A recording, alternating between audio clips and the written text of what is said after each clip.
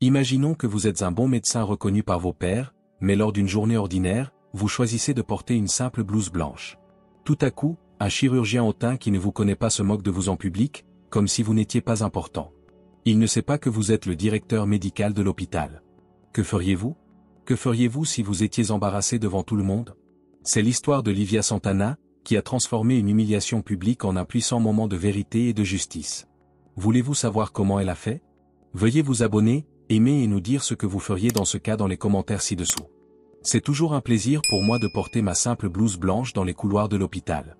Étant le directeur médical, tout le monde dans cet hôpital savait qui j'étais. Au fil des années, c'était devenu comme un deuxième chez moi. Pourtant, il y avait quelque chose de plaisant à rester discret. Parce que mon titre n'attirait pas l'attention, je pouvais observer les gens sans qu'ils réalisent qui j'étais. Alors que je marchais dans les couloirs ce matin-là, j'entendais un murmure au loin et le bruit de chaussures pressées frappant le sol. C'était une journée chargée à l'hôpital. Les infirmières couraient dans tous les sens, les patients attendaient des réponses, retenant leur souffle, et tout le monde était concentré sur son travail. J'étais tout aussi déterminé que jamais à accomplir les tâches, à sauver des vies et à diriger mon équipe avec une confiance tranquille. Comme toujours, les regards me pesaient. Certaines personnes ne savaient pas qui j'étais. Bien que j'aie des années d'expérience et un emploi pour lequel j'avais travaillé dur, je me sentais toujours sous-évalué. Certains regards étaient intéressants, d'autres étranges, surtout de la part des nouveaux employés. Ces regards disaient plus que n'importe quel mot. Certaines personnes ne pouvaient pas croire qu'une femme noire puisse diriger l'un des plus grands hôpitaux de la ville. D'autres pensaient que j'étais juste une autre infirmière. Pour être honnête, je ne leur en voulais pas, je ne portais pas de badge flashy ni ne me vantais de mon emploi. Avant de me préparer pour la chirurgie de la journée, je me suis rendu au poste des infirmières pour examiner quelques rapports. Je faisais attention à chaque détail des dossiers. Il ne s'agissait pas seulement de coordonner et de donner des tâches aux autres en tant que responsable médical. J'aimais être là, participer aux interventions chirurgicales et avoir la responsabilité directement entre mes mains. Même si je savais que ce n'était pas normal pour quelqu'un dans mon rôle de leadership de faire cela, je n'avais jamais voulu cesser de faire ce que j'aimais. En tant que médecin, je devais m'occuper des patients et prendre des décisions rapides qui pourraient sauver des vies. C'était une partie de qui j'étais. Une voix interrompit mes pensées alors que je tapais des notes sur l'ordinateur. « Vous, infirmière » cria-t-elle derrière moi d'une voix dure et autoritaire. Lorsque j'ai lentement levé les yeux, j'ai vu un homme grand avec des traits sérieux et des yeux impatients. Il portait une blouse blanche propre et avait un stéthoscope autour du cou. Je ne le connaissais pas en tant que chirurgien, il était probablement nouveau à l'hôpital. Sa posture donnait l'impression qu'il se croyait le centre de l'attention. Je l'ai regardé un moment, espérant qu'il comprendrait qu'il me dérangeait, mais il semblait s'en moquer. « Oui, je parle à vous. Maintenant, j'ai besoin de savoir comment le patient 204 a fait au test. Pourquoi restez-vous là à ne rien faire ?» dit-il, comme si j'étais seulement là pour le servir. Sa voix était pleine de mépris. J'ai gardé mon calme en prenant une profonde inspiration. Cela arrivait plus souvent que je ne voudrais le dire. Il faisait partie de ces personnes qui ne vérifiaient pas qui se trouvait à proximité avant de donner des ordres.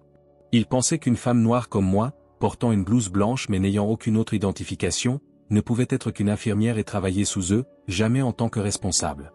J'ai répondu poliment mais directement. Je consulte quelques rapports avant la chirurgie. J'essayais de garder mon calme et de ne pas laisser mon impatience grandissante prendre le dessus. Cependant, il ne voulait pas écouter. Il secoua la tête avec dégoût et m'interrompit avant que je puisse terminer ma pensée. « Des rapports? Ne faites pas ça. Laissez les médecins s'en occuper. L'action, pas les papiers, c'est ce dont nous avons besoin. Je ne le répéterai pas, allez chercher les résultats maintenant. » La chaleur montait en moi, mais je gardais un visage impassible. Ce n'était pas la première fois que quelqu'un me parlait de cette manière ou me regardait de haut. Personne ne le disait à voix haute, mais il pensait que je devrais répondre, me défendre et lui dire qui j'étais vraiment. Mais j'ai décidé de ne pas le faire à ce moment-là. J'ai remarqué à quel point il avait l'air imbu de lui-même et comment il parlait comme s'il possédait tout autour de lui. Il pensait probablement que ce qu'il faisait était acceptable. Il pouvait croire qu'une femme noire la pouvait seulement être en dessous de lui. Les gens voyaient souvent des choses comme ça, même dans des endroits comme les hôpitaux qui sont censés être propres et sûrs. Tout ce qu'il disait et faisait montrait clairement qu'il était sûr d'être meilleur. « Docteur Brandao, n'est-ce pas ?» demandai-je car je me souvenais à peine de son nom d'une récente réunion avec le patron. Il venait d'être embauché et avait déjà la réputation d'être un bon mais dur chirurgien. Il me lança un regard étrange, comme si c'était fou que je connaisse son nom. « Peu importe, mais oui. Il est important que vous fassiez votre travail, » dit-il, presque crachant les mots dans la précipitation. Il y avait moins de bruit dans l'hôpital maintenant, mais je savais que de nombreuses personnes à proximité écoutaient probablement. Pourtant, il n'y avait pas de réponse visible, juste des regards furtifs et silencieux. Il était clair que ce moment me mettait mal à l'aise en public, mais je refusais de baisser les yeux. Je savais que Rosa, l'infirmière en chef, était proche et observait, mais elle savait comment je ressentais les choses comme ça. Nous avions un accord tacite qui s'était développé au fil des ans. Rosa savait que je n'avais pas besoin d'aide immédiatement, même lorsque les choses devenaient tendues. Mais je pouvais sentir l'inquiétude dans l'air. Il était évident combien il était embarrassant d'être regardé de haut et ignoré. Pire encore, j'étais habitué à cela. Dans un geste pressé, le docteur Arthur Brandao croisa les bras et attendit que j'agisse comme il le voulait, comme une bonne infirmière qui se précipiterait pour faire ce qu'il disait.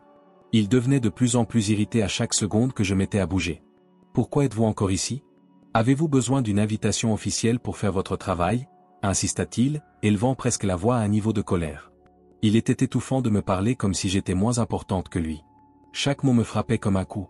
Mais je restais calme quand même. Ce n'était pas facile pour qui que ce soit de me dérober ma fierté, car je savais qui j'étais. « Docteur Brandao, je consulte à nouveau des détails importants pour la chirurgie. Ces documents sont nécessaires pour le processus, dis-je d'une voix forte mais stable. Je n'allais pas céder à ses préjugés. Il rit un court instant, comme s'il s'attendait à entendre une grande blague.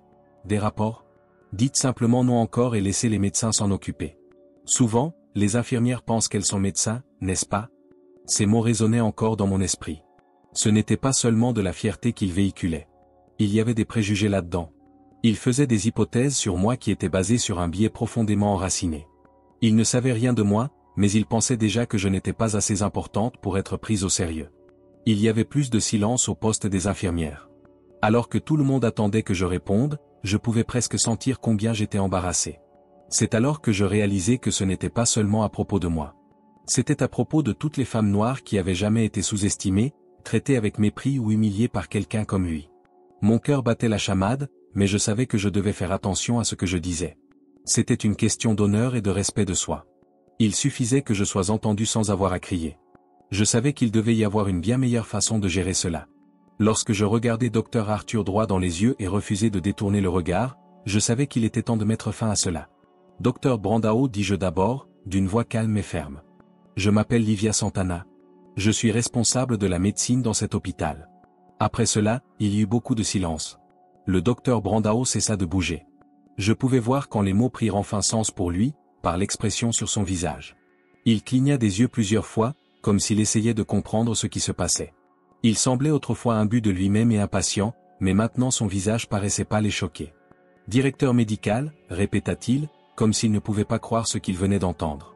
Je continuais à le regarder droit dans les yeux et je ne détournais pas la tête. Je pouvais sentir comment les gens réagissaient autour de nous. Chaque regard et chaque respiration suspendue montraient à quel point le docteur Brandao était mal à l'aise en réalisant qu'il avait commis une énorme erreur. Il semblait que l'air autour de nous était électrique de stress à cause du silence. Je pouvais ressentir le poids de ce moment, qui n'était pas seulement mon combat, mais aussi les luttes de tant d'autres personnes qui devaient faire face à des préjugés et au mépris. Finalement, le docteur Brandao commença à se calmer. Même s'il se redressait, il y avait une pointe de nervosité dans sa posture. Cela me réconfortait de voir qu'il était à la fois embarrassé et fier en même temps. Je ne l'avais jamais vu retenir son souffle auparavant. Il bredouilla, je ne savais pas. Sa voix était un peu plus basse maintenant. Le ton autoritaire avait disparu, et à sa place se trouvait un mélange de choc et d'inconfort. Je dis, oui, je peux le voir avec une pointe de sarcasme. Il est facile d'oublier qu'il y a plus en quelqu'un que son apparence, n'est-ce pas ? Quand je regardais mes collègues, je vis du choc et du soulagement sur leur visage. Rosa, l'infirmière en chef, était là et avait un petit sourire sur son visage. Elle avait toujours pensé qu'il était important de reconnaître la valeur de chaque membre de l'équipe, peu importe leur race ou leur sexe. Les choses avaient changé dans la pièce, je n'étais plus seul. Être entouré de personnes qui croyaient au respect et à l'honneur les rendait un peu effrayés par la présence du docteur Brandao. Il finit par dire, « Je suis désolé, Livia, mais sa voix ne semblait pas sincère comme j'avais espéré. » Il s'excusait parce qu'il ne pouvait plus être fier dans cette position. Je lui dis, « Vous n'avez pas besoin de vous excuser auprès de moi, docteur Brandao. Je ne voulais pas perdre de temps avec une fausse excuse. Vous devez apprendre à traiter les gens avec respect, peu importe qui vous pensez qu'ils sont. » De petits hochements d'accord grandissaient dans la pièce. D'autres personnes de l'équipe commençaient à se rassembler autour, et je pouvais sentir que nous étions tous plus forts ensemble. À ce moment-là, tout le monde se rassembla pour montrer son soutien et son unité contre la discrimination. Le docteur Brandao semblait comprendre qu'il ne pouvait plus contrôler ce qui se passait. Même s'il essayait de se calmer, le masque de pouvoir était déjà en train de se fissurer. Il tenta de changer de sujet en disant « D'accord, oublions cela. Nous devons nous concentrer sur la chirurgie ». Je répondis « Bien sûr », gardant ma voix stable et me sentant plus forte qu'auparavant. « Concentrons-nous, mais j'espère que vous apprendrez à voir plus que ce que vos yeux vous montrent à partir de maintenant. Cette leçon pourrait être très importante dans la vie et dans la santé. » Il hocha la tête, mais son regard n'avait pas la certitude qu'il avait auparavant. Ce qui avait commencé comme une rencontre hostile s'était transformé en une conversation qui le faisait réfléchir à ce qu'il pensait savoir. Non seulement je m'étais défendu, mais j'avais aussi rendu cela sûr pour les autres de dire ce qu'ils n'aimaient pas. Alors que nous marchions vers la salle d'opération, nous étions tous les deux inquiets et excités. Les gens étaient nerveux et excités en même temps. Il y avait une nouvelle compréhension parmi le groupe, même si les choses devenaient assez tendues. Lorsque je suis entré dans la salle d'opération, la première chose que j'ai faite a été de m'assurer que tout le monde était assis et concentré sur son travail. Tout en gardant un visage sérieux, je dis « Tout le monde, travaillons ensemble et assurons-nous que cette procédure se passe bien ». Le problème que j'avais eu auparavant n'était pas parti. Au contraire, il avait changé et était devenu plus compliqué. C'était maintenant ma mission de montrer que mon point de vue était correct et que mes compétences et mes connaissances étaient plus fortes que tout biais auquel je pourrais faire face. J'étais déterminé à prouver que mon point de vue était réel. Je pouvais voir que le docteur Brandao, qui se tenait à côté de moi, se sentait toujours mal à l'aise. Au début de l'action, j'étais en charge de l'équipe et je remarquais qu'il était réticent à contredire mes ordres. Il était moins sûr de lui après avoir entendu les mots dont nous venions de discuter. Je pensais que cette fissure deviendrait encore plus grande et que faire face au racisme ne serait pas seulement une victoire personnelle, mais aussi un pas vers le changement du fonctionnement du pouvoir dans l'hôpital. L'anxiété dans la salle a diminué de plus en plus au fur et à mesure que l'opération avançait. Au début, Dr Brandao a montré plus de respect en suivant mes conseils avec plaisir et sans problème.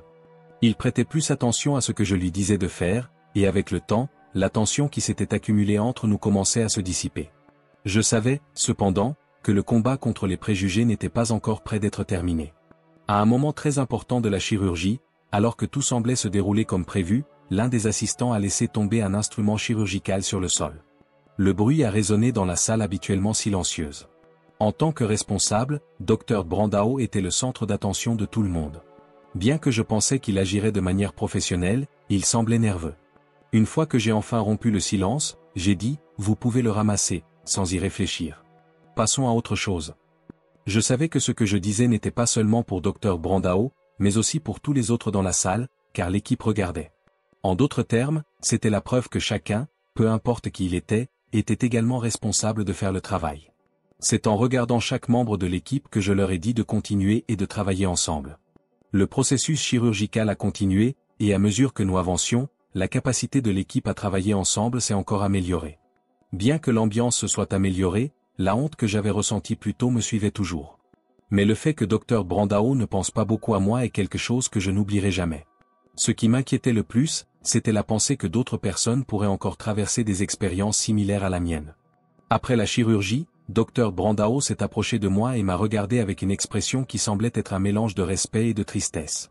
Sincèrement, il a dit, « Livia, je suis désolé pour mon comportement », et il avait l'air sérieux. « Merci beaucoup, mais je ne suis pas juste une infirmière, Dr Brandao. Je vous ai dit de garder cela à l'esprit la prochaine fois que nous parlerons, et je l'ai fait tout en gardant un visage sérieux. Mon but était qu'ils comprennent que ce n'était pas seulement à propos de moi, mais aussi de tout le monde à qui il pourrait ne pas accorder suffisamment de crédit. » Il a enfin dit, « Oui, vous avez raison, mais son ton a changé. Je vais travailler là-dessus. » Bien que j'ai eu l'impression d'avoir gagné une petite bataille, j'avais encore un long chemin à parcourir. Je savais que les choses ne changeraient pas du jour au lendemain, mais je savais aussi que chaque étape était importante. Non seulement il devait apprendre quelque chose, mais tout le monde aussi. C'était un bon début. Dès que nous sommes sortis de la salle d'opération, les choses sont devenues plus calmes. Tout le personnel était très heureux en parlant de la manière dont le processus s'était bien déroulé. En regardant les visages heureux et soulagés, je ne pouvais pas m'empêcher de sourire.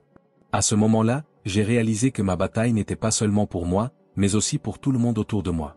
J'étais prête à participer au changement qui commençait à se produire. C'était une chance pour moi de faire de cet endroit un foyer où chacun est traité également et avec respect, ce que j'avais toujours aimé.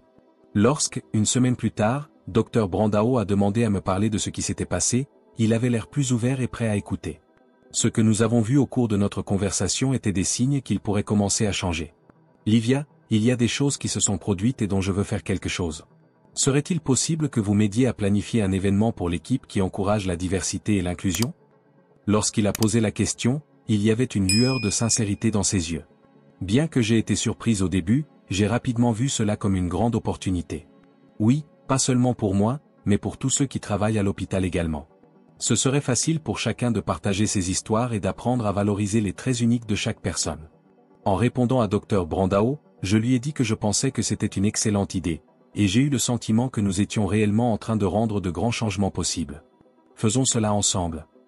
Alors que Rosa et les autres membres de l'équipe offraient leur aide, nous avons commencé à planifier la réunion. La première réunion serait utilisée pour parler des microagressions et comment les éviter dans la vie quotidienne. C'était vraiment excitant pour moi car je pourrais parler de ce que j'avais vécu et encourager d'autres à faire de même. Chaque histoire racontée a le pouvoir de faire une grande différence. Cela pourrait même changer la vie de personnes qui ne savaient pas à quel point il était important de traiter les autres avec respect auparavant. Il se passait beaucoup de choses durant ces jours-là. Plus de personnes que nous ne l'avions pensé se sont présentées à la séance, ce qui a été un grand succès. Au cours des discussions, des histoires ont été racontées par des collègues qui avaient vécu des situations similaires à la mienne. Ces histoires étaient très émouvantes et utiles. Les personnes dont les opinions avaient été étouffées par le passé pouvaient maintenant être entendues, et c'était magnifique de pouvoir le constater. Progressivement, des changements ont commencé à se produire dans l'atmosphère de l'hôpital. À mesure que le nombre de discussions sur la diversité et l'inclusion augmentait, je réalisais que ce n'était pas seulement Dr Brandao qui apprenait. Une chose qui me faisait me sentir mieux était d'entendre d'autres travailleurs médicaux, comme des infirmières et des médecins, parler de leurs propres idées et croyances. Au fil du temps, l'attitude de l'hôpital a commencé à changer. Le respect et l'honneur sont devenus les choses les plus importantes auxquelles nous devions penser lorsque nous nous parlions. Dans ses efforts pour soutenir la diversité, Dr Brandao est devenu un fervent défenseur, plaidant pour de nouveaux programmes visant à rendre le lieu de travail plus accueillant. Je me sentais fier d'avoir fait partie de ce changement. À chaque nouvel atelier et discussion qui avait lieu sur le site, le sentiment d'appartenance et de respect grandissait. Au fur et à mesure que le projet avançait, l'équipe a réalisé que le véritable pouvoir ne venait pas seulement d'une maîtrise technique, mais aussi de la capacité à s'aimer et à se respecter mutuellement. Dr Brandao m'a appelé à la fin de l'un des cours pour convenir d'un moment privé pour discuter un certain jour. Il m'a remercié, et en souriant sincèrement, il a dit « Je tenais à vous remercier pour tout. Vous n'avez pas seulement changé ma perspective, mais vous aidez aussi à transformer la culture de cet hôpital. Le changement est un effort collectif, Dr Brandao, lui ai-je souri en répondant. Mais je suis heureuse que vous soyez prêt à écouter et à apprendre. Les choses qu'il a dites m'ont vraiment touché. Même s'il restait encore beaucoup de travail à faire, le combat qui avait commencé par la honte publique s'était transformé en un mouvement pour l'égalité. Même si je savais que j'aurais encore des problèmes, il restait un petit espoir que d'autres travailleurs de la santé n'auraient pas à traverser ce que j'avais vécu. Je me sentais plus sûr de moi dans ma vie personnelle grâce au nouveau cadre que j'avais au travail. En donnant des discours et en participant à des événements, j'ai commencé à partager mes connaissances avec des personnes qui n'étaient pas liées à l'école. Je me sentais de plus en plus forte et capable de faire une différence chaque fois que j'avais l'occasion de parler de discrimination et de force. L'aide de l'équipe était vraiment importante pour ma guérison mentale. J'ai réalisé que le combat n'était pas seulement entre une personne et une autre, c'était un combat pour toute la communauté après de longues discussions avec Rosa et d'autres collègues. Chacun d'entre nous avait un rôle à jouer dans la lutte contre l'injustice, et nous étions plus forts en travaillant ensemble. Les événements qui nous sont arrivés ensemble ont non seulement amélioré notre vie professionnelle, mais aussi notre vie personnelle. J'ai commencé à me connecter avec des personnes qui avaient traversé des expériences similaires aux miennes. Cela m'a aidé à construire un réseau de soutien qui m'a aidé à faire face à la douleur et à l'injustice que je ressentais. Au cours de l'année, l'atelier sur la diversité et l'inclusion est devenu une partie importante des événements réguliers de l'hôpital. Cela a montré que l'éducation et l'information avaient le pouvoir de provoquer des changements énormes. Lorsque je regardais autour de moi, j'étais toujours heureuse de voir tant de personnes désireuses d'apprendre et de grandir. La salle ne cessait de s'agrandir. À chaque cours, je parlais non seulement de mon propre vécu, mais j'écoutais aussi ce que les autres avaient à dire. Chaque histoire que nous racontions, chaque rire que nous partagions et chaque larme que nous versions ensemble nous aidait à nous rappeler que nous étions tous dans ce combat ensemble. Tout le monde dans la salle se sentait appartenir à un groupe, et pendant un moment, il semblait que le poids de l'hostilité se levait. Avec le temps, cela s'est également transformé en un mouvement d'unité, issu d'une réponse à la honte. Les liens entre nous se sont renforcés, et je savais que je ne serais plus jamais seul.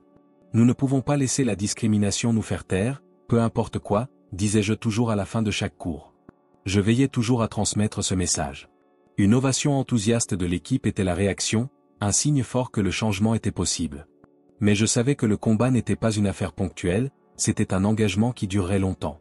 Cela dit, le racisme et les préjugés étaient toujours présents, et il restait encore beaucoup de travail à faire. Il y aura toujours de nouveaux problèmes à résoudre et des guerres à mener. En m'asseyant là et en réfléchissant à tout ce qui s'était passé, je réalisais que nous jouions tous un grand rôle. La chose la plus importante que nous puissions faire pour provoquer un changement est d'être prêts à nous exprimer, à remettre en question le statu quo et à nous aider mutuellement à surmonter nos problèmes. Bien que je me préparasse pour un autre cours, je regardais autour de la salle et vis des gens se rassembler. Chacun d'entre eux était une partie importante d'un mouvement qui commençait à peine. Nous travaillions tous ensemble pour lutter contre le racisme et les préjugés, et cela devenait de plus en plus clair à chaque pas que nous faisions. Je pouvais m'entendre dire « avançons », et j'étais déterminé. Nous ne faisons que commencer. Alors, comme une étincelle qui ne s'éteint jamais, je continuais à lutter pour un avenir plus juste où chacun, peu importe sa race ou son origine, pourrait être vu et entendu. Il y avait de la place pour le changement, et j'étais prêt à en faire partie.